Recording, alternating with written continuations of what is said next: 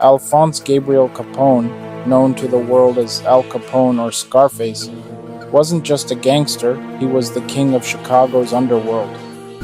His empire thrived during Prohibition, a time when America's thirst for illegal liquor created the perfect storm for organized crime. But how did Capone rise from the slums of Brooklyn to become a household name? Let's find out. Born in 1899 to Italian immigrants in Brooklyn, New York, Capone's life began in poverty. By age 14, he had dropped out of school and joined a gang, quickly learning the ways of street life. It was during these formative years that he earned his infamous nickname, Scarface, after a bar fight left him permanently marked. In 1919, Capone moved to Chicago, where Prohibition was fueling a booming underground liquor market. Working under mob boss Johnny Torrio, Capone learned the art of bribery, intimidation, and violence. When Torrio retired after an attempt on his life, Capone took control and turned the Chicago outfit into one of the most feared crime syndicates in the country. Capone's ruthless reputation was cemented on February 14, 1929, during the infamous St. Valentine's Day massacre.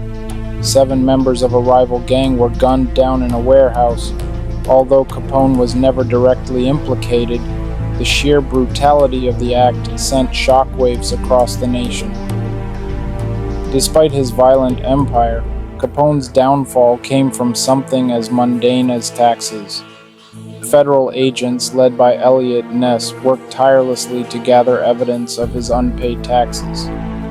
In 1931, Capone was convicted and sentenced to 11 years in federal prison, spending much of his time in the infamous Alcatraz.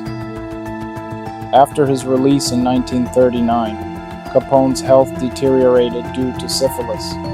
He spent his final years in Florida, a shadow of his former self.